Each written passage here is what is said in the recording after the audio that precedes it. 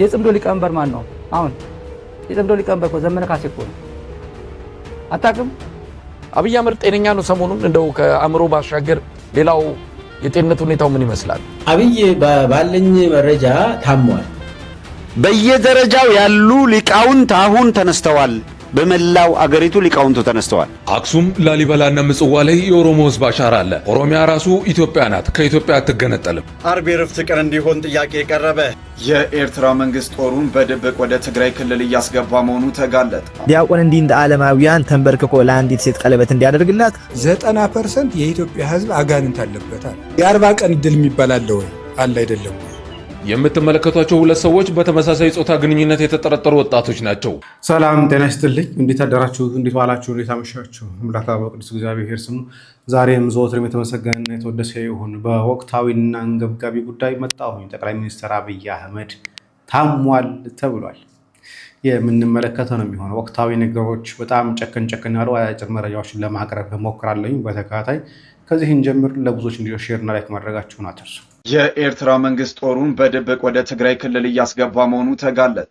የኤርትራ መንግስት ከህወሓት ጋር በመቀናጀት ከባድ መሳሪያዎችን ወደ ትግራይ ክልል እያስገባ መሆኑ የተገለጠ ሲሆን በሶማሊያ የኢትዮጵያ አምባሳደር ሱሊማን ደደፎ ጠንካራ ማስጠንቀቂያንም አስተላልፈዋል። አምባሳደሩ በኤክስ ወይንም በትዊተር ገጻቸው እንደገለጹት ኤርትራ ያለ ማዕከላዊ መንግስቱ ፍቃድ ወታደራዊ ኃይሏ ማስገባቷ የኢትዮጵያ ሉዓላዊነትና ዓለም አቀፉን ህግ በግልጽ የጣሰ ትንኮሳ ነው ብለዋል። ይህ እርምጃ ኤርትራን የጦርነት በቀጥታ አጋር የሚያደርጋት በመሆኑ ኢትዮጵያ በተባበሩት መንግስታት ድርጅት ቻርተር መሰረት ራስን የመከላከል መብቷን ተጠቅማ ኤርትራን ህጋዊ ወታደራዊ ኢላማ ልታደርግ እንደምትችልም አስታውቀዋል። እንግዲህ ይሄ ነገር እንደዚህ ከቀጠለ በጣም ከባድ ነገር ነው። በተለይ ከጽምዶ ጋር በተገናኘ አንድ ላይ ናቸው እየተባሉ የሚነሱ ሀሳቦች አሉ። እሱ ነገር ደግሞ ዛሬ እንደውም አንድ አዲስ መረጃ እየሰማሁ ነበር። የጽምዶ መሪ እኮ ይታወቃል፣ ብልጽግና ጽምዶን እየጠላ ያለው በመሪው ምክንያት የሚል ነገር አለ። በኋላ ላይ እንመለከተዋለን። ወደዚህ እንምጣ። የኦርቶዶክስ ተዋህዶ አማኞች በተጨማሪም በአማራ ተወላጆች ላይ ላለፈው 3 ዓመታት በአክራሪዎች ኦህዴድ ድጋፍ በሚሰጣቸው አንዳንዴ ደግሞ ጫካ ያሉ የጫካ በሚባል የዳቦ ስም የተሰጣቸው ታጣቂዎች በሚፈጽሙት መጠነ ሰፊ ጥቃት ከ450 ሰው በላይ መገደላቸው በቅርቡ የኢትዮጵያ ሰላም ጉባኤ ያወጣው መግለጫ መጥቀሱ ይታወሳል። አሁንም ቀጥሏል። ዛሬ በደረሰው መረጃ በአርሲ ጉና ወረዳ ልዩ ቦታው ኤቾ የሚባል ቦታ 2 አዛውንት ባልና ሚስት እንዲሁ በዚህ ቀን ወረዳ ልዩ ቦታው ጦሴ በሚባለው ቦታ 4 ሰው 1 ሴትና 3 ወንዶች በድምሩ 6 ንጹሃን ክርስቲያኖች በአሰቃቂ ሁኔታ ሐምሌ 29 ቀን ከ2 ቀን በፊት ማለት ነው 2018 ተገለዋል ብለዋል። ሌላው በአርሲ ጀጁ ወረዳ እንደዚሁ በአክራሪ ሙስሊም ቡድን እስላሚክ ኦሮሞማ የሚባል እንቅስቃሴ አለ። ተቀናይተው ክርስቲያንና አማራው የሚያስገድሉና የሚያፈናቅሉ አልበቃ ያላቸው የመንግስት አካላት፣ የወረዳው ባለስልጣንና ካድሬዎች፣ የጸጥታ አካላት ክርስቲያኖች እያዋከቡ መሆኑን ገልጸዋል። የሚያዋክቡትም ፋኖነ ወዘተ እያሉ ማሰር መጀመራቸውን ገልጸዋል። በአርባዬ ፖሊስ ጣቢያና በዛው በጀጁ ወረዳ የተለያዩ ቦታዎች ክርስቲያን ብቻ በመሆናቸው በስም በመለጠፍ በከፍተኛ ሁኔታ ለእስር እየተጋለጡ መሆኑን ገልጸዋል። አሁንም ከጥግ ባለፈ ጥላቻቸው ክርስቲያኑን እያሳደዱ ነው ብለውናል። እንግዲህ አርሲ በነገራችን ላይ ከአርቦዬ ጋር በተገናኘ በጣም ብዙ ነገሮች ስንዘግብ ነበረ። አሁንም ቢሆን የኦርቶዶክሳውያን መከራ አልቀረም። ትናንትና አንድ ጉዳይ አንስቼላችሁ ነበር። ከምክክር ኮሚሽን ጋር አንዱ ሀሳባቸው አርብን የጁማ ዕለት የስራ ፈቃድ እንዲሰጥ ወይ ደግሞ የእረፍት ቀን እንዲሆን ጥያቄ አቅርቧል የሚል ነበር። ታዲያ ዛሬ ነሐሴ 2 እንዴት አርብ የዕረፍት ቀን እንዲሆን ጥያቄ ቀረበ። በአሁኑ ወቅት የተካሄደ ባለው የሀገራዊ ምክክር ጉባኤ ላይ የእስልምና ሃይማኖት ተወካዮች አርብ የዕረፍት ቀን ይሁን የሚል ምክረ ሐሳብን አቅርበዋል። ጥያቄውን በዋናነት ያነሱት ከአፋር ክልል የመጡ ተሳታፊዎች ሲሆኑ ምክንያቱ ደግሞ አርብ በሙስሊሙ ማህበረሰብ ዘንድ የጁማ ሶላት የሚሰገድበት ልዩ ቀን በመሆኑ ነው። ጥያቄው በአርብ ብቻም አያበቃም። የኢትዮጵያ ታሪክና የመንግስታት ግንባታ ትርክት እንዲመረመር፣ የሀገሪቱ ስርዓተ ትምህርት እንዲሻሻልና ተመጣጣኝ ውክልና እንዲኖር የሚሉ ነጥቦችም ተነስተዋል። አሁን ላይ ሀሳቦቹ ተቀናጅተው ለ30 ቡድኖች እንዲቀርቡ የተደረገ ነው። አርብ የዕረፍት ቀን ቢሆን ምን ይመስላችኋል? ሀሳባችሁን በጨዋነት ኮመንት ላይ አጋሩኝ። አዲስ ከሆናችሁ ደግሞ ፎሎ ማድረግ እንዳይዘነጋ። ትናንትና አስችላችሁ ነበር። ኦርቶዶክሳውያን በዚህ ምክክር ኮሚሽን ላይ 32 ብቻ ናቸው። ከ4000 ተወካዮች ውስጥ 32 ብቻ ናቸው ኦርቶዶክሳውያን። ሌላው 70% ሙስሊም ነው። ሌላው ደግሞ ቀሪው ደግሞ ባለስልጣናትና ሌሎች ጉዳዮች ናቸው፣ ሌሎች እምነቶች ናቸው ብያለሁ። ከ32 ተወካይ ውስጥ 10 አይሞሉ መምህራንና ከቤተ ክህነት የተወከሉት። ሌላው ከዛው ከቤተ ክህነት አካባቢ ያሉ በጽዳት የሚሰሩ ሚላላኩ ምናምን ሰዎች ነው የገቡበት። እነኚህ ሰዎች ዓርብ የሥራ ቀን አይሁን የሚል ሙግት አምጥተው ያፈርሳሉ ላይ ታሰባላችሁ። 70% ሙስሊም ባለበት ጉባኤ ላይ አይ ዶንት ቲንክስ አይመስለኝም። በኋላ ይመጡና የኛ ሰዎች ይኸው እኮ እሑድ እኮ ቅዳሴ ማስቀደስ አቃተን፣ በቃ እንደ አረብ ሀገር ፈቃድ ያለን እኮ ዓርብ ብቻ ነው፣ ስለዚህ ዓርብ ነው ቅዳሴ የምናስቀድሰው የሚል ሮሮ ልንሰማ እንችላለን በቅርቡ ማለት ነው። በዚህ ከቀጠል እንደዛ ዓርብ ነው ፈቃድ ያለኝ፣ ስለዚህ ዓርብ ነው በቃ ቅዳሴ ማስቀደስ ምችለው ይላል። ቅዳሜና እሑድ ከዚህ በኋላ የሥራ ቀን ይሆኑና ይናፍቃል ማለት ነው። ዓላማው እንደዛ ስለሆነ እቅዳቸው እንደዛ ስለሆነ ማለት ነው። አክሱም ላሊበላና ምጽዋ ላይ የኦሮሞ ህዝብ አሻራ አለ። ኦሮሚያ ራሱ ኢትዮጵያ ናት፣ ከኢትዮጵያ አትገነጠልም። እምብሬስ ጎቹ ፍረቹ ዋንት ደምኔፍ አባብያ ታኔ ብየራ ፎቶቅና እንደ ኦሮሞን ኢትዮጵያን ኢትዮጵያ ራን ፎቶቁ ጠቅላይ ሚኒስትር ዶክተር አብይ አህመድ ከኦቤን ጋር ባደረጉት ቆይታ የተናገሩት ነው። እንደ ጠቅላይ ሚኒስትሩ ማብራሪያ የኦሮሞ ህዝብ አስተዋጽኦ የ400 ዓመት ብቻ ሳይሆን ከ800 እስከ 1000 ዓመት ወደ ኋላ የሚመልስ ጥልቅ ታሪክ ነው። ህዝቡ በገዛ ሀገሩ ድንበር የሌለው ባለቤት በመሆኑ ልገንጠል የሚለው ጥያቄ የደካሞችና የታሪክ ስህተት ነው ሲሉም አጥብቀው ተናግረዋል። የኦሮሞ ህዝብ ሌላውን አቅፎ የሚያሳድግ ሰፊ የማካተት ባህል ያለው መሆኑን ያነሱት ጠቅላይ ሚኒስትሩ ቀደም ሲል በፖለቲካው ስርዓት ጠባብ እየተባለ የተጠራው ፍረጃም ህዝቡን ለማሸማቀቅ የተደረገ ፍጹም የተሳሳተ ሙከራም እንደሆነ አስረድተዋል። የህዝቡ ጥያቄ በመመለሳቸው ክልሉም እያበለጸጉት እንደሆነ የተናገሩት ጠቅላይ ሚኒስትሩ ለዚያም ማረጋገጫ ከ8 ዓመት በፊት 52 ቢሊዮን ብር የነበረው የኦሮሚያ ዓመታዊ በጀት አሁን ከ700 ቢሊዮን ብር በላይ መድረሱንም ተናግረዋል። አብይ አህመድ ጤነኛ ነው ሰሞኑን? እንደው ከአእምሮ ባሻገር ሌላው የጤንነት ሁኔታው ምን ይመስላል? አብይ ባለኝ መረጃ ታሟል፣ በጣም ታሟል። የሆነ እንደ ኢት ነገር ይሁን የሆነ ነገር ነበርበት። ከዛ በየ6 ወር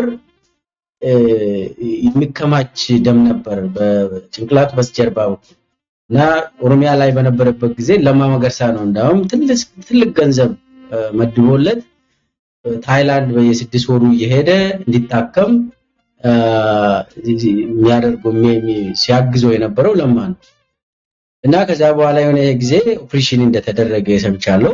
ሁሉንም ነገር ስለሚፈራ በጣም በህልሙም ሊገሉኝ ነው ብሎ የሚጮው ሰው ነው። ትናንት ማታ ሊገሉኝ አስቦ ክላሽንና ልጆችን እንትን አቅፌ ነው ያደርኩት ብሎ ያወራል። እሱ ራሱ ሃሉሲኔሽን ችግር ያለባቸው አብይ እንደዛ አይነት ሰው ነው። ቤተ መንግስት ውስጥ ሊገሉኝ መጥተዋል ገብተዋል እኮ አይቻለሁ ብሎ የሚያወራ ሰውዬ ነው። እና ለዛ ብሎ ደግሞ ቤተ መንግስቱ ራሱ እንደገና ግቢው 3 አጥር እንዲኖረው አደረገ።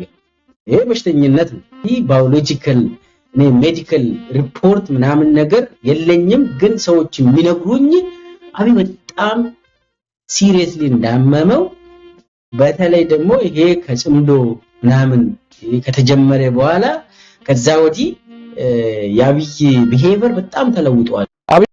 አብይ አህመድ ከዶክተር ሚልኬሳ ጋር ዶክተር ሚልኬሳ ከመሳይ ጋር ያደረገውን እንትን በጣም ተመልከቱ። ጥሩ መረጃዎች ስላልፏል። ቀጣይ የምንመለከተው እሱ ነው። ግን ከኋላው አእምሮ ላይ እጢ እንዳለበት እየተነገረ ነው። ስለዚህ ጥቂት ጊዜ የሚቀረው፣ ይህን ጥቂት ጊዜ ግን ሀገራችንን ለማመስ ለመጥበጥ ደግሞ አዲስ ጦርነት ከኤርትራ ጋር ለመጀመር ሰፋ አድርጎ እየተንቀሳቀሰ ይመስለኛል። አብይ አህመድ ስለ ኦሮሞ ምንም ጉዳዩም አይደለም። የኦሮሞን ህዝብ ብዙ አደጋ ላይ የጣሉ ውሳኔዎችንና እርምጃዎችን ወስደዋል ባለፉት 8 ዓመታት። ስለዚህ ጥንቃቄ ማድረግ ያስፈልጋል። አብይን መቃወም ማለት የኦሮሞን ህዝብ መቃወም አይደለም። አብይን መቃወም ማለት የኦሮሞ ህዝብ ለኢትዮጵያ የከፈለውን ዋጋ ማሳነስ ማለት አይደለም። ይሄ በደንብ መስመር ለይቶ መታወቅ አለበት። የኦሮሞን ህዝብ በአብይ አህመድ አይን መመልከት ተገቢ አይደለም።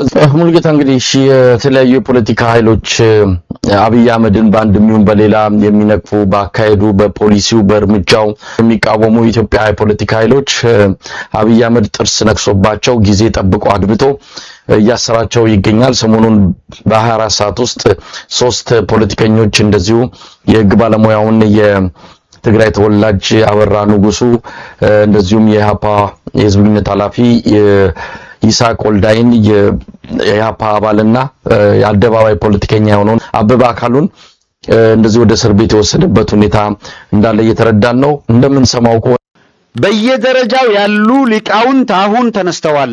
በመላው አገሪቱ ሊቃውንቱ ተነስተዋል።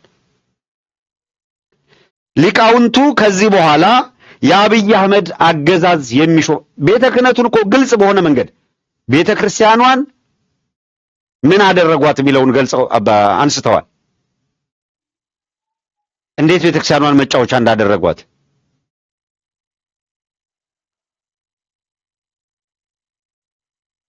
የአብይ አገዛዝ ቤተ ክርስቲያንን አሁን ባለው ሁኔታ ሲኖዶሱ ሁለተኛው የቤተ መንግስቱ ጽሕፈት ቤት ሆኗል። ቃል በቃል ይሄንን ያሉት ሁለተኛ ጽሕፈት ቤት ሆኗል። ስለዚህ በዚህ ሲኖዶስ ውስጥ ቡራኬ ይገኛል፣ ቅድስና ይገኛል ብለን አናምንም የሚል አቋማቸውን ይፋ አድርገዋል። በግልጽ ነው ይፋ ያደረጉት። ስለዚህ በበርካታ ቦታዎች ላይ ሊቃውንተ ቤተክርስቲያን ተሰባስበው አሁን ላሉት አካላት የምንልከው ግብር የለም። ዳግማዊ ሰልስቱ ምዕት የተነሱት ቤተክርስቲያን በዘመኑ አደጋ ውስጥ በወደቀች ጊዜ ቤተክርስቲያንን ለመታደግ ነበር። ዳግማዊ ሰልስቱ ምዕት ነን፣ ስለ ቤተክርስቲያን እንቆማለን፣ ይሄ አገራችንንም ሃይማኖታችንንም እያሳጣን ያለ አካል እንታገላለን ብለው በይፋ መጥተዋል። ይሄ ብቻ እንዳይመስላችሁ ነባሩን የእስልምና መዋቅር በማፈራረስ በእነ ሐጂ ቱፋ የሚመራ የዋሃቢስት እንቅስቃሴ ብቻ በአገሪቷ ውስጥ ገዢ መሆን አለበት የሚል ኦህዴዶች እነ ሱሌማን ደደፎ የሚመሩት ማለት ነው። ይሄም ሁኔታ ከዚህ በኋላ አንታገስም ተብሏል። አንታገስም ብለዋል።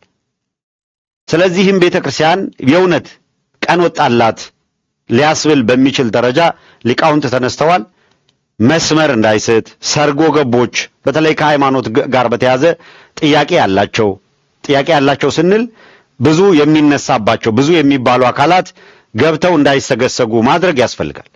እዛ ላይ ጥንቃቄ ማድረግ በጣም በጣም ወሳኝ ነገር ነው። ይህንን አጋጣሚ የጠላት ካምፕ እንዳይጠቀምበት ጥረት ማድረግ ያስፈልጋል። ከዚያ በተቀረ በቤተ ክርስቲያኗ ህልውና ጉዳይ በምንም መልኩ መደራደር አይገባም። ለቤተ ክርስቲያኗ ህልውና እንታገላለን እያሉ ያሉ አካላት በርትተው ትግላቸውን አጠናክረው መቀጠል ይገባቸዋል የሚል ነገር ነው። ማሻይ የሰገነት ሚዲያ ትናንትና ወዲያ ምናምን ነገር ኮሜንት ላይ ጠይቃችሁ ነበር። የሰገነት ሚዲያ ዩቲዩብ ላይ የለም፣ ያለው ረምብል ላይ ነው። ስለዛ ላይ ገብታችሁ ቼክ ማድረግ ትችላላችሁ። ቤተክርስቲያን ላይ አሁን ላይ ቅዱስ ሲኖዶስ ላይ እየተመለከታችሁ ያሉት ወቅታዊ ጉዳዮቻችን ጥንካሬዎች በዚሁ የሚቀጥሉ ከሆነ እውነት ነው ለሀገርም ለቤተክርስቲያንም ክብር የሆነ ስራ ሊሰሩ እንደሚችሉ አምናለሁኝ። ያደርጉታል ያደርጉትም ግን አላውቅም። እንዲህ ተብሏል። ሊቀመንበር ማን ነው? አሁን የጠብዶ ሊቀመንበር እኮ ዘመነ ካሴ እኮ ነው።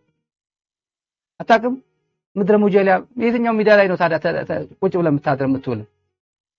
ማነው ሊቀመንበሩ? አሁን ማነው? ሸርማን እኮ ደመቀ እንትና እኮ ነው።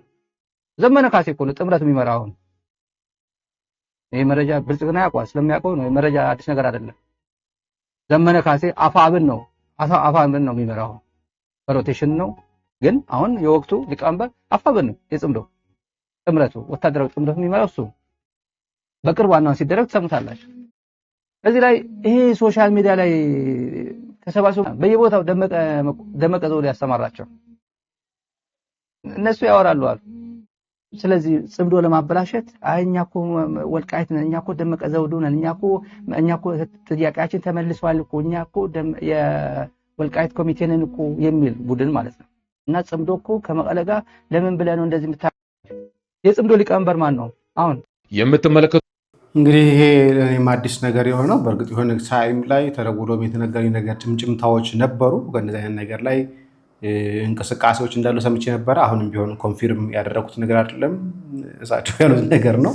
የጽምዶ ሊቀመንበር ዘመነ ካሴ ነው። ስለዚህ ምንሆናችሁ ነው የአማራ አክቲቪስቶች አይነት ነገር ነው እያቀረበ ያለው። ሶሻል ሚዲያ ላይ ተንጫጩ ወይ ማወቅ ካለባችሁ በደንብ ተረዱ እያለን ያለው ይገርማል። ትንሽ ወቅታዊ ነገሮችን ጨምርና ወደ መንፈሳዊ እና የምትመለከቷቸው ሁለት ሰዎች በተመሳሳይ ጾታ ግንኙነት የተጠረጠሩ ወጣቶች ናቸው። በቤኒሻንጉል ጉሙዝ በባምባሲ ከተማ በተመሳሳይ ጾታ ግንኙነት ተሳታፊ ሆነዋል የተባሉ ሁለት ግለሰቦች በፖሊስ ቁጥጥር ስር ውለዋል። ፖሊስም እንደገለጸው እነዚህ ተጠርጣሪዎች በቁጥጥር ስር ሊውሉ የቻሉት ከህብረተሰቡ በደረሰ ጥቆማ መሰረት ነው። ድርጊቱ የማህበረሰብን ባህል፣ ወግና እምነት የሚጻረር በመሆኑ የተወሰደ እርምጃ ሲሆን ተጠርጣሪዎችም የእምነት ክህደት ቃላቸውንም መስጠታቸውን የባምባሲ ከተማ አስተዳደር ፖሊስ መምሪያ አስታውቋል። ተጠርጣሪዎች ሳይሆን ተይዘዋል። ትናንትና የተለያዩ ሚዲያዎች ይህንን ሰዎች እየገለጹ ነበር። ተሰግስገው ጋብቻ ፈጽመው ጭምር ያሉ አሉ። በህጋዊ ሳይታወቅባቸው ሜካፕ እየተቀባቡ እየመጡ በጣም ብዙ ስራዎች እየሰማን ያለ ነው። ያሳዝናል። ወደ ቤተክርስቲያን እንምጣ። አንዳንድ ዲያቆናት ስርዓት አልበኛ ወይ ደግሞ የቤተ ትምህርት ያልተማረው አሊያም ደግሞ ከፊልም የቃረሙትን ነገር ሲተገብሩት አይተናቸዋል። አንዷ ጭራሽ እንደው ፕሮፖዝ ተደረገችው ሲጨራሽ ርቃኗም ጭምር ነች ከላይ። እሺ ኮፒ ሊንክ ሼር ፖስት እያደረጋችሁ ለእንደነዚህ አይነት ዲያቆናት መልእክት እንዲደርስ አድርጉልኝ። በመጀመሪያ ደረጃ በቤተ ክርስቲያን ውስጥ አንድ ስራ ልትሰሩ ስትሉ አንባቢ ባትሆኑ፣ መጽሐፍትን ባታነቡ፣ ማወቅን ባትፈልጉ የሆነ ስራ ልትሰሩ ስትሉ ይህ እንደዚህ አይነት ስራ ግን ከዚህም በፊት ተሰርቶ ያውቃል ብላችሁ ለመጠየቅ ሞክሩ። ምክንያቱም ቤተ ክርስቲያኒቱ ውስጥ ከዚህም በፊት ያልነበረን ስርዓት፣ ህገወጥ የሆነን ስርዓት እያመጣችሁ እዚህ ላይ የምትሰሩት ማንበብ ስለማትፈልጉ፣ ሁለተኛ ደግሞ ከዚህም በፊት የሆነውን ታሪክም ማወቅ ስለማትፈልጉ ነው። በመጀመሪያ ደረጃ ዲያቆን እንዲህ እንደ ዓለማውያን ተንበርክኮ ለአንዲት ሴት ቀለበት እንዲያደርግላት አይፈቀድም። ልክ አይደለም፣ ስርዓት አይደለም። ምክንያቱም እንኳን ለአንድ ዲያቆን ይቅርና ለአንድ ምዕመንም በየአደባባዩ በየቦታው ተንበርክከ ቀለበት አግኝ ብለህ ማድረግ አትችልም። ቃል ኪዳንን ማሰር አትችልም። ይሄን ስርዓት ቤተክርስቲያን ቀርጻ አስቀምጣለች። ይሄን ነገር መፈጸም የምችለው ስታገባት ብቻ ነው ቀለበት ልታደርግላት የምትችለው። እጮኛ ሆና እንድትቆይ ከፈለክ እቺ ልጅ ሄደህ ንስሐ አባትን አማክር፣ እሷ ንስሐ አባቷን ታማክር። ንስሐ አባቶች ይነጋገሩና ወላጆችን ሄዶ ያነጋግሩ፣ ሽማግሌ ላክ፣ ይፈቀድልህ። ከዛም በኋላ እስከምታገባት ድረስ አንተ እሷን ትጠብቃታለህ፣ እሷም አንተን ትጠብቃለች ከኃጢአት ማለት ነው። በዚህ አማካኝነት አብራችሁ ትዘልቁና የጋብቻችሁ ቀን ሲደርስ ታገባላችሁ እንጂ በየአደባባዩ ተንበርክካችሁ ከስርዓተ ቤተክርስቲያን ውጭ ሆናችሁ ህገወጥ ሆናችሁ ምዕመናን ለራሱ ያንን እንዲያደርጉ አይፈቀድላቸውም። ያኔ ቀኑ ሲደርስ ግን ቤተክርስቲያን ሆነ እሷም ካባዋንና አክሊሏን ለብሳ አንተም ደግሞ አክሊልንና ካባን ለብሰ በእግዚአብሔር ፊት ቃል ኪዳን አድርጋችሁ ቀለበት ታስራላችሁ እንጂ ፈርማችሁ ተስማማላችሁ እንጂ በአደባባይ ከየትም የለቃቀማችሁትን ከየትም የቃረማችሁትን ስርዓት ዲያቆን ተብላችሁ በዚህ ሚዲያ ላይ ባታንጸባርቁ መልካም ነው። በሚዲያ እንኳን ባትለቁት ይሄ ነገር ኃጢአትና ህገወጥ መሆኑን ማወቅ መቻል አለባችሁ። አንድ ዲያቆን እንደዚህ አይነት ተግባር አይሰራም።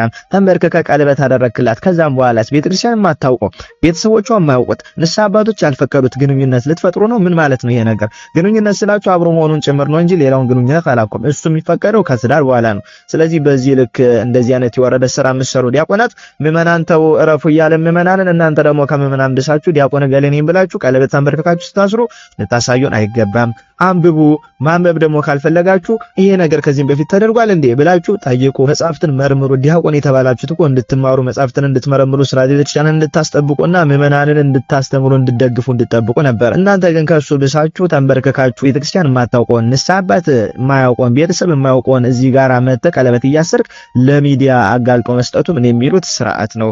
ስለዚህ ከዚህ ነገር እንድትቆጠቡ ብችል ይሄ ነገር ልክ አይደለም። ለንስሐ አባቷ ታሳውቅ፣ ቤተሰብ ይውቅ፣ ሽማግሌ ላክ። እስከዛ ያንን አቅም ከሌለ ደግሞ ተሰብስበ አርፈ መቀመጥ ነው። ይሄ ነገር ወደ ዝሙት ያመራል። ዝሙት ደግሞ ክህነትን እንድታፈርስ ያደርጋል። ክህነትን ካፈረስክ ደግሞ ተመለሰ ለቤተክርስቲያን ጠላት የምትሆነው አንተ ነህ ከምዕመናኑ ብሰ ማለት ነው። ይሄን ነገር ለመስራት መንገድ የጀመራችሁ ሰዎች ልክ አይደለም። ይሄ ዲያቆን ስርዓተ ቤተክርስቲያንን ጥሷል፣ ስርዓተ ቤተክርስቲያንን አፍርሷልኝ። ቢያንስ ትክክለኛ አባት ቢኖር ይሄ ልጅ ክህነቱን ይይዙበት ነበረ። አሁን ግን እንደዛ የሚያደርግ አባትም ለቤተክርስቲያን ስርዓት የሚጨነቅ ሰው ስለሌለ እኛ በቻልነው አቅም ሚዲያ ላይ ወጣን እንጮሃለን ማለት ነው። ምክንያቱም እንዲህ አይነት ስራ ዲያቆናቱ ደግማችሁ እንዳሰሩ ምዕመናኑ ደግሞ ልክ ነው ብለው እንዳይቀበሉ ለማድረግ ኮፒ ሊንክ ሼር ፖስት እያደረጋችሁ ለብዙዎች አዳርሱት። አንድ ጊዜ እናመሰግናለን። ሲጀመር በቤታችሁ እኮ ፕሮፖዝ ማድረግ የፕሮሚስ ቀለበት ምናምን የሚባሉ ታሪኮች የሉም። በቃ ይሄ ዘመን አመጣሽ ከፊልም የቃረሙት ከሶሻል ሚዲያ ላይ ያዩት ወይ ደግሞ የእሷ ተጽዕኖ አሊያም ደግሞ የእሱ ተጽዕኖ ሊሆን ይችላል። እንደዚያ ነገሮች ግን ካህን ስትሆን እንኳን አይደለም ካህን እንደ ምዕመን እንኳን መጠንቀቅ ያለብን በጣም ብዙ ነገሮች አሉ። እንኳንስ በክህነት ደረጃ ያሉ እና ያሳዝናል። ያው የማንበብ ችግር በጣም ብዙ እየተሰናወተን እንደሆነ እናውቃለን። እኔንም ጨምሮ ከንባብ ከተለያየ የተወሰነ ጊዜ የፈጀብን ይመስለኛል። እንደዛ ሆኖ ግን እባካችሁ ስርዓተ ቤተክርስቲያን ይከበር። አባታችን አባ ገብረ ኪዳን ጋር አንድ ጊዜ አንድ ሰው እንዲህ ያለ ስሙን መጥቀስ አያስፈልገኝም። አንድ ሚዲያ ላይ ነው ወጥቶ እንዲህ ያለ 90% የኢትዮጵያ ሕዝብ አጋንንት አለበታል። ኧረ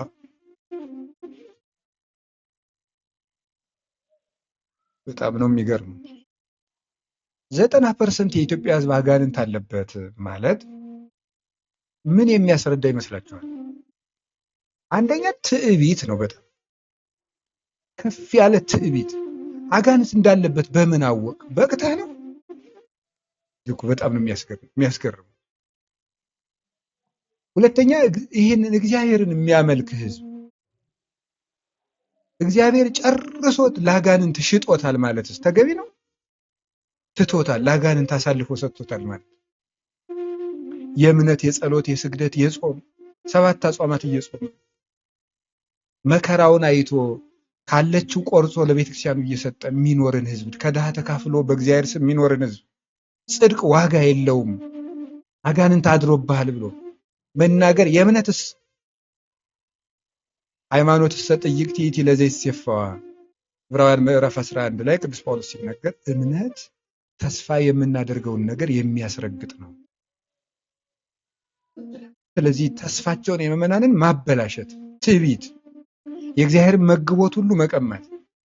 ግን 90% አሁን ሰዎች ልብ ብላችሁ በደንብ ተደርጎ እንዲደመጥ ስለምፈልግ ነው። ሰዎች ብዙ ጊዜ ስለ ሰይጣን የሚያወሩት ዓመት ሙሉ ለምንድን ነው ቢሉ ስለ ሰይጣን ካላወሩ እንጀራቸው ይዘጋል ነው ቋንቋው እሱ ነው። ስለ ሰይጣን ሲያወሩ የድግምትን የአይነ ጥላ የመተት የገርግር የመነኒማ ስሙን ራሱ ራሄል ወይ እንትኒቱ ደግሞ እንደውም ራሱ የእንትን ሁሉ ጋጋኔን ወጥቷል። የእንትኒቱ አገርን መጥራት ስለማልፈልግ የእንትኒቱ ማማ የምናምን ራሄሎ ምንት ስከትከ ማንም ያስተምራችሁ ይሄን ያጋንንት ስም እነሱ ይሆናሉ። አጋንንት ማን ያስተምራል? ያጋንንት ስም በመጣፍ ተጥፎ አልተማርንም በነቢያትም በሐዋርያትም። በነገራችን ላይ ይሄን ነገር ከ2 ዓመት በላይ በጣም ብዙ ጊዜ ሞግቻለሁ። ከምን አመጣችሁት? ከየት አገኛችሁት? የትኛው መጽሐፍ ላይ ያገኛችሁት? ማን ነው እንዲህ ብሎ ያስተማራችሁ? በቤተክርስቲያን ትምህርት እነዚያ ትምህርቶች አሉ ወይ? ከየትኛው መጽሐፍ ላይ ያገኛችሁት ብዬ ብዙ ጊዜ ጠይቄያለሁ። ተከታዮቻቸውም አያውቁትም፣ መምህራኖቻቸውም አያውቁትም። ኢቭን ኢፍ ለሙገት እንኳን ጠርተናቸው ለመምጣት ፈቃደኞች አልነበሩ። የተነገረን አለ እነ ሌጊዮን እነ ጋርድኤል እነ ሳጥናኤል የተነገሩ አሉ። እነሱ እናውቃለን። እንዲሁ የጎጥ ደግሞ ወይ ጉድ! ደግሞ የቱርኪቱ ማን ትሆን? የኢስታንቡሏ፣ የኬንያይቱ፣ የደቡብ አፍሪካ፣ የጆሃንስበርግ እነዚህም ስም ደግሞ ይኖራቸዋል። ደግሞ በሰለጠነ ዘመን መደንቆር ጭራሽ አጋንንቱም ራሱ የአማራ፣ የትግራይ፣ የኦሮሞ ሁሉ እያሉ እየጠሩ አሁን እንግዲህ የሜሪላንዲቱ አጋንንት የዚህ የዲሲቱ አጋንንት የካናዳይቱ ደግሞ ይላሉ የሱዳኒቱ። ኧረ እንደው ከቀለዱ ላይ ቀር እንዲህ ነው። እና ሰውን ሁሉ አጋንንት ይዞታል የሚሉ ለምንድን ነው? አጋንንት ይዞታል ብሎ ሰው ካመነ፣ ሰው አጋንንት እንዳለበት ካመነ ዓመት እስከ ዓመት የእነሱ እንጀራ የተከፈተ ነው። ስራቸው እሱን ነው። ቁጭ ብሎ አንድ ሰው ከአጋንንት እጅ አጋንንት በሰው ላይ ተንኮል አይሰሩም ማለት አይደለም። ሰውን ከአጋንንት እጅ የምታወጣው ክርስቶስን ወደሱ በማድረግ ስለ አጋንንት በመስበክ ሳይሆን ወደ ክርስቶስ የምታመጣው ስለ ክርስቶስ በመስበክ ነው። ከአጋንንት የምታወጣው ቀመሩ ራሱ የተበላሸ ንሕነሰ ንሰብክ ክርስቶስ ዘተሰቅለ፣ እኛ ግን የተሰቀለውን ክርስቶስን እንሰብካለን። ክርስቶስን ስንሰብክ ነው አጋንንት የሚጠፉት እንጂ ስለ አጋንንት ተንኮል በማስረዳት አይደለም። አጋንንት የሚጠፉት መጽሐፍ ቅዱሱን ይዩት። ስለ አጋንንት የተነገረው ጥቂት ቦታ ነው። ስለ ሕይወት ነው የተነገረው ብዙ። የአጋንንትን ተንኮል ጌታም ነግሮናል። ቅዱስ ጳውሎስም አስተምሮናል። መጽሐፈ መነኮሳት ላይ እልፍ ነው ያለ የአጋንንት ውጊያ። በቅዱሳን ገድል ላይ የአጋንንት ውጊያ በደንብ ተጽፏል። ግን ሕይወትን አቡነ ተክለ ሃይማኖት ኢትዮጵያን እየዞሩ ለጣዖት አምላኪዎች ሲያስተምሩ ጋኔን ማለት እንዲህ ነው አይደለም ያሉ። ክርስቶስን ይይዛሉ፣ የአጋንንቱን ተንኮል አንድ ጊዜ ይገልጣሉ። በቃ ስለዚህ የቤተ ክርስቲያኒቱ አስተምሮ ጋኔን ተኮር ሳይሆን ክርስቶስ ተኮር ነው። የመጀመሪያው ስህተት እዚህ ላይ ነው። የመጽሐፍ ቅዱስ አስተምህሮ ክርስቶስ ተኮር እንጂ ጋኔን ተኮር አይደለም፣ በፍጹም አይደለም። አረጋዊ መንፈሳዊም ሲናገር ጭንቀት የሚያበዙብህን አጋንንት ትተህ የሚረዱህን መላእክት አስብ ነው። ሰውን ቀኑን ሙሉ ስለ አጋንንት ብቻ እንዲያስብ እየደነገጠ አንዳንዱ ሰው ምን ይላል? በቃ ዛሬ ትንሽ ስግደት ስላጎደልኩ አጋንንቱ ሳይመቱኝ አይቀሩም እንዲህ ደግሞ ይላሉ። በነገራችን ላይ ዛሬ ጸሎትን ታውያለሁ እንዲህ ሰመጣብኝ ልደብድብ ብሎ በመቁጠሪያ ራሱ የሚደበድብ በጣም ብዙ ጊዜ አቀርባለሁ እዚህ ሚዲያ ላይ ራሱ። አይ ዛሬ ጸሎት አቋርቻለሁ ጠንብሰው ነው የሚጥለኝ እንዲህ በክርስቶስ ላይ ልብ እንዳይኖረው እምነቱ እንዲላላ የሚያደርግ ትምህርት ነው የሚያስተምሩት። በጣም ብዙ ጊዜ ሞክሬ ነበር፣ በጣም ብዙ ግን አልሆነም። በነገራችን ላይ ተከታዮቻቸው በጨለማ ውስጥ እንደሚጓዙ ያሉ ስለሆነ ምን ማድረግ ይቻላል? ሌላኛው ብዙ ጊዜ ከነሱ ወገን የሚነሳው እኔም ብዙ ጊዜ ምላሽ የሰጠውበት በአቅሜ እድል ነው። እድል ተወስዶ እድልህ እንዲህ ሲሆን እድልህ እንደዛ ሲሆን ይባል ነገር ሰምተን እናውቃለን። በቤተክርስቲያን ግን እድል የሚባል ትምህርት የለም ብዬ እነ መምህር ያረጋል እነ መምህር የንታ ገብረመድህን በጣም ብዙ መምህራን ጭምር ትምህርታቸውን እያመጣሁኝ እያሰማሁኝ ነበር። አባታችን አባ ገብረ ኪዳንም ይህን ነገር ጨምረውታል። 40 ቀን እድል የሚባል አለ ወይ? አለ አይደለም? ለው ጥያቄ የሚያነሱ ሰዎች አሉ። ይህ ማለት ምን ማለት ነው? በ40 ቀናት ውስጥ የልጁ የጽንስ አካል ተስዕሎተ መልክ ይባላል። ጥቃቅን ሕዋሳቶቹ ተስለው ተቀርጸው ስለሚያልቁ በእነዚህ ቀናት ውስጥ ወይም 40 ቀንም በመጽሐፍ ቅዱስ ፍጹም ተደርጎ ስለሚወሰድ ባጭሩ በጽንስ ጊዜ ተብሎ ነው የሚተረጎመው። በጽንስ ጊዜ ለድህነትም ለሀብትም ለጽድቅም ለኩነኔም ትመርጠዋለህ ትሾመዋለህ ይላል። ይህ ማለት አንተ ድሃውን፣ አንተ ሀብታሙን፣ አንተ ተኮነን፣ አንተ ጽደቅ ብሎ እዚያ ማህፀን ውስጥ ይወስንበታል ማለት አይደለም። ታዲያ ምን ማለት ነው? ለጽድቅም ለኩነኔም ለድህነትም ለሀብትም ትሾመዋለህ ማለት ምን ማለት መሰላችሁ? ቢሰራ ሀብት የሚያገኝበትን፣ ባይሰራ የሚደህይበትን፣ መልካም ቢሰራ የሚጸድቅበትን፣ ክፉ ቢሰራ የሚኮነንበትን አካል ትሰጠዋለህ ነው። ስለዚህ ሰውየው እድል ሳይሆን የተሰጠው ምን ማለት ነው? መክሊት ነው የተሰጠው። ሕዋሳቱን ሰጠው፣ መክሊቱን የሚያበረክትበትን አካል ሰጠኸው ማለት አካል ሰጠኸው። አንድ ሰውዬ ምን አለ ነው የሚባለው? ወፍ ይዞ ነው የሚባለው። ወፍ ይዞ ወፊቱን ያዘና ሰዎቹ ምን አሉ? ይህች ወፍ አለች የለችም ማለት የለችም ቢሉት አያት እስኪ ብሎ በራ እንድትል ያደርጋል። አለች ቢሉት ጨበጥ አድርጎ ሊገላት። ሰዎች ምን ነው የመለሱ? ሁሉም በእጅዎ ነው ብለው መለሱለት። ስለዚህ መኖሯም መሞቷም እጅ ላይ ነው ያለችው ነው፣ አውቀውበት ተንኮልን ነው። ስለዚህ የሰው ልጅ ህይወቱም ሞቱም ማን ላይ ነው ያለው? ነገር እንጂ እጁ ላይ ነው ያለው። እግዚአብሔር እድለኛ ስለሆንኩ ነው እኔ መቼ እንደው ሰው እየተከተለ የሚጠላኝ እድለኛ ስለሆንኩ ባልት የለም። እንደዚህ አይነት የመጠላት እድል ያለው ሰው የለም፣ የመወደድ እድል ያለው ሰው የለም። ማንም ሰው ማለት የመንከራተት እድል ያለው ሰው የለም፣ የባለስርስትነት እድል ያለው ሰው የለም። በነገራችን ላይ በእነዚህ አይነት ትምህርቶች ብዙ ጊዜ የሚሸወዱት አረብ ሀገር ያሉ እህቶቻችን ናቸው። ለፍተው ማጠራቀም ሲገባቸው ለቤተሰቦቻቸው እየላኩ ምን እያሉ ሲጨርሱ ሲበሏቸው ሲጨርሱ እድሌ ነው እኮ አዎ እድልሽ ነው የሚላት ደግሞ አይጠፋም፣ በልቶ ከጨረሱት በኋላ ማለት ነው። እግዚአብሔር ሰውን ሁሉ በአርአያ በአምሳሉ ፈጠረ። በቃ አለቀ። እግዚአብሔር ሰውን ሁሉ ከምድር አፈር አበጀው። እግዚአብሔር ሰውን ሁሉ በመልኩ ፈጠረ። ሰው ከሆነ ወገን ከአፈር ያልተፈጠረ የለም፣ ከእሳት ያልተፈጠረ የለም፣ ከውሃ ያልተፈጠረ የለም፣ ከነፋስ ያልተፈጠረ የለም። ሰው ከሆነ ወገንም በእግዚአብሔር መልክ ያልተፈጠረ የለም። ስለዚህ በእድል የሚሆን ነገር የለም። የሚቀማ እድል፣ የሚወሰድ እድል የሚባል ትምህርት የለም። እንኳን እኔ እድላችሁ ተወስዶባችሁ ነው ትዳራችሁ የሚጣመምባችሁ ምናምን ንግዳችሁ የሚበላሽ ይልል ወይ ግሩ ይሄ የተወገዘ ትምህርት ነው። ወደ ጉዳያችን እንምጣ። እድል የሚባል ትምህርት ኦርቶዶክሳዊ አይደለም። ምናልባት እግዚአብሔር እድል ፈንታዬ ነው የሚል ታገኛላችሁ አይደል? እግዚአብሔር እድል ፈንታዬ ነው ሲባል ድርሻዬ ነው ማለት ርስቴ ነው እንደማለት ርስቴ ነው ማለት። እድል ፈንታ ሲባል ማደል ማለት አድላቸው ሲባል ስጣቸው እንደማለት እግዚአብሔር ስጦታዬ ነው እንደማለት ነው።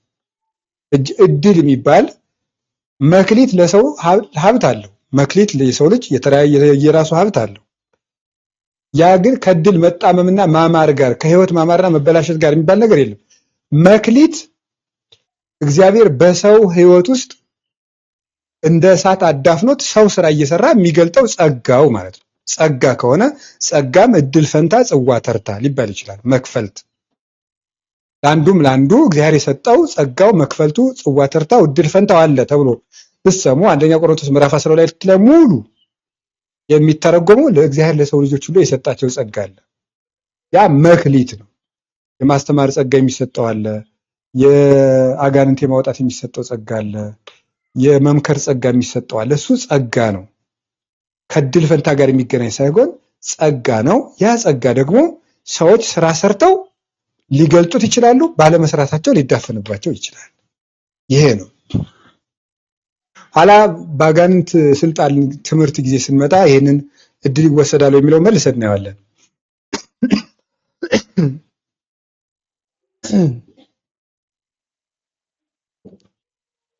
ሁለተኛው ነፃ ፈቃድ ምንድን ነው? ትንሽ ሰፋ ያለውን ጊዜ የምንወስደው እዚህ ውስጥ ነው። ነፃ ፈቃድ እድልና የእድል አቀንቃኞችና የአጋንንት ሐዋርያት የሚያበላሹት ምንድን ነው ስትሉ ነፃ ፈቃድን ያበላሻሉ። የመጽሐፍ ቅዱስን የነፃ ፈቃድ ትምህርት ነው የሚያበላሹት። በጣም ጥሩ። ኦሪት ዘፍጥረት ምዕራፍ 1 ቁጥር 26 ላይ ሰው በማን አምሳል ተፈጠረ? ነገር እንጂ እግዚአብሔር አምሳል። አንዱ እግዚአብሔርን የምንመስልበት ምናችን ይመስላችሁ? ነፃ ፈቃድ ነው። እግዚአብሔር ለማጥፋትም ሌላውን እንግዲህ ፈውስ መንፈሳዊ የዩቲዩብ ገጽ ላይ ገብታችሁ ማየት ትችላላችሁ። ሁሉንም ኮንቴንት መውሰድ ተገቢ ነው ብዬ ስለማላምን ነው። እግዚአብሔር ይስጥልን። አባታችን የንታን ረጅም ዕድሜ ከጤና ጋር ይስጥልን። አንዳንዶቻችሁ ግን በማስተዋል ብትራመዱ፣ በማስተዋል ብትንቀሳቀሱ ሁሉም ነገር ከአጋንንት ጋር ማገናኘቱ የቤተክርስቲያን ትምህርት እንዳልሆነ እንጂ ከቅናት ጋርና ከሌላ ነገር ጋር እያገናኛችሁ መኖር ባርነትን መምረጥም ጭምር እንዳይሆን ጥንቃቄ ብታደርጉ ለራሳችሁም የሚጠቅማችሁ ነገር እሱ ስለሆነ ማለት ነው። እዚህ ላይ ላብቃ። አዲስ መረጃ ካለ መለስ ይሆናል። ከዚህ ጋር ግን ቸር ቆዩ። ለብዙዎች እንዲደርስ ሼር አድርጉት።